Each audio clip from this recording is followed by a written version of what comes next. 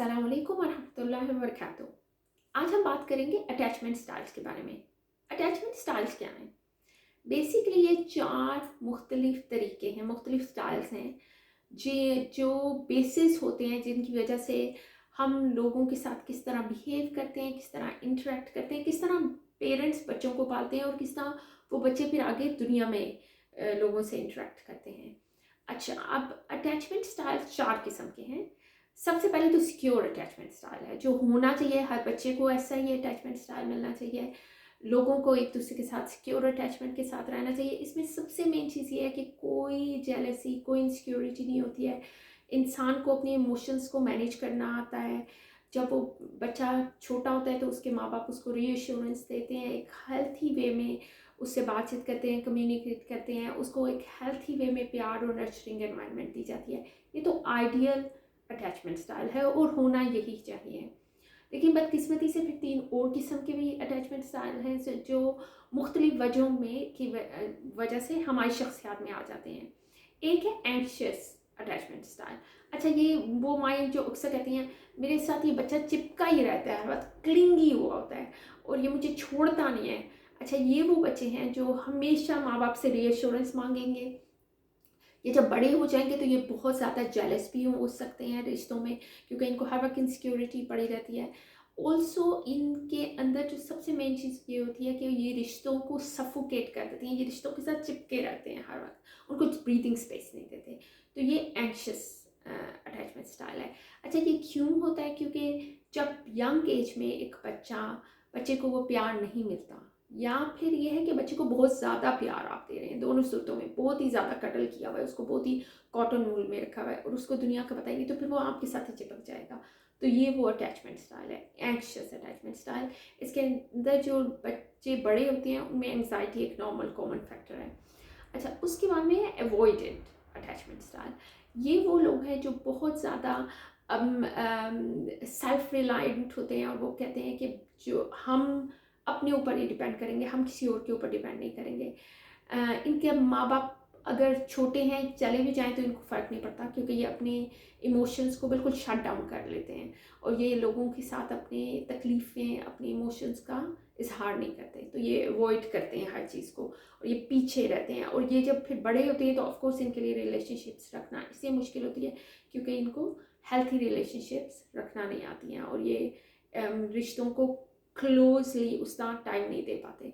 अच्छा, फिर आ जाता है disorganised attachment style. Disorganised attachment style जो है वर्ड से पता चल रहा होगा, कभी ऊपर कभी नीचे, कभी वो एक तो बहुत अच्छे होंगे, दूसरे दिन वो आपसे बात भी नहीं कर रहे, तो आपको पता ही नहीं कि इनका अटैचमेंट स्टाइल का पैटर्न क्या है। अच्छा, इनके अंदर लो सेल्फ वर्थ होती है, फेयर होता है, फेयर लूज करने का फेयर ज़रूर होता है, डर होता है कि रिश्ते चले ना जाए, लेकिन वो रिश्ते को उस तक तवज्जो भी नहीं देते, तो फिर रिश्ता जाहिर है कब तक चलेगा। तो वो इसके अंदर डिसऑर्गेनाइजेशन बहुत होती है इस अटैचमेंट स्टाइल में। यानी अगर आप इसी बच्चे को जब बड़े होते हुए देख लें तो फिर इसके साथ जो स्पाउस होगा, जो मियाँ या बीवी जो भी इस हैसियत से वो रह रहे हैं कपल, उनको दूसरे इंसान को, उसके स्पाउस को, उनका पता ही नहीं चल रहा कि ये मुझसे प्यार करता भी है या नहीं करता, क्योंकि वो इतना कभी इन है कभी आउट है रिश्ते से। सेम कभी वो बहुत एज आ औलाद आपके बहुत करीब है, कभी बहुत दूर हैं। और ये क्या वजह होती है? क्योंकि ये उन माँ बाप से पले बड़े होते हैं जो माँ बाप एक तरह का ऑर्गेनाइज नर्चरिंग एनवायरनमेंट नहीं देते, कभी वो बच्चे का ख्याल रख रहे हैं, कभी नहीं रख रहे। अच्छा, अब इन 4 अटैचमेंट स्टाइल्स की बेस पे ये बच्चा जो शायद कभी बिल्कुल छोटा था, अब जब वो बड़ा हुआ है तो वो ज़िंदगी गुजार रहा है।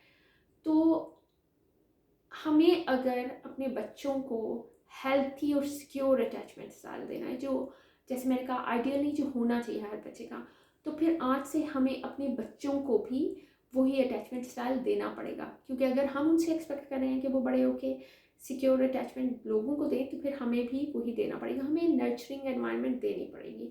और जिन घरों में नर्चरिंग एनवायरनमेंट नहीं होती, यानी गुस्सा, एंजाइटी, मेंटल हेल्थ इश्यूज, लड़ाई, और बहुत सारे मसले होते हैं, तो उनका इफ़ेक्ट बच्चों पे पड़ता है।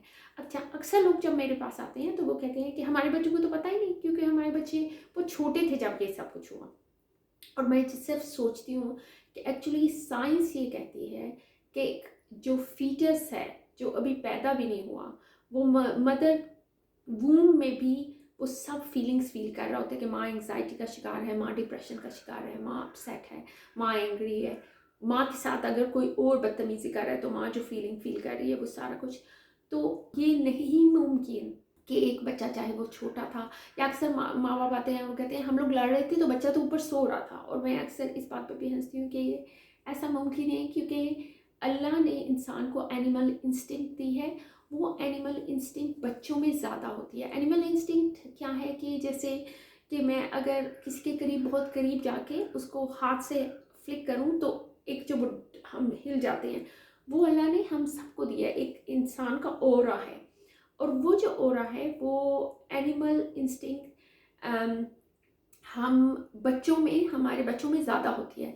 तो ऐसा मुमकिन नहीं है कि आपका बच्चा फील ना करता हो, या आपका बच्चा वो महसूस करके कहीं अंदर नहीं लेके जा रहा। तो अगर आपके बच्चे इस एनवायरनमेंट से गुजरे हैं, उन्हें नर्चरिंग एनवायरनमेंट नहीं मिली, तो फिर लाजमी है कि आज से आप उनके साथ काम करना शुरू करें, उनको सुने, उनकी परेशानियाँ, उनकी फीलिंग्स को महसूस करें, समझने की कोशिश करें।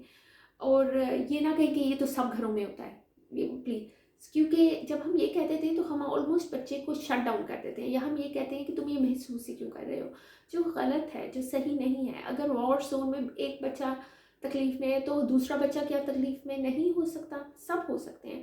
और हो सकता है एक बच्चा ज़्यादा तकलीफ़ में होता है दूसरा। और यही हमारे बच्चों की रिजिलियंस लेवल या स्ट्रेंथ लेवल पे भी डिपेंड करता है। तो और ये कभी कभार ये उसको तोड़ मोड़ भी देता है। सो हो सकता है मेरा बच्चा बहुत स्ट्रॉन्ग हो, लेकिन ओवर द टाइम उसने इतनी पेन देख ली है कि उसकी वो स्ट्रेंथ ख़त्म हो गई। तो आपने आज से उनको हीले बहाने नहीं करने, ये नहीं करना कि साथ वाले बच्चों की माँ भी तो उन्हें डांटती है, उनको तो कुछ नहीं होता, या साथ वाले भी तो अंकल जो से आंटी के साथ लड़ते हैं उनको तो कुछ नहीं होता। ऐसी एग्जाम्पल्स नहीं देनी।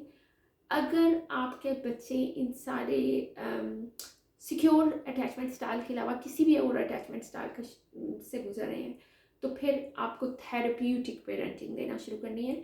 मैंने इसके बारे में पहले भी एक वीडियो बनाई थी, उसका लिंक मैं आपके साथ शेयर कर दूँगी। प्लीज़, थेरेप्यूटिक पेरेंटिंग वो तरीके हैं जिसमें हम खाली इस बात को बुनियाद नहीं बनाते कि बच्चे को बिहेवियर स्ट्रेटजीज देनी है, या बच्चे को क्या हमने सिखाना है क्या नहीं सिखाना, बल्कि हम उनको नर्चरिंग एनवायरनमेंट के साथ हीलिंग प्रोसेस भी देते हैं। वो स्टेप्स देते हैं जिसके ज़रिए वो हील हो सके।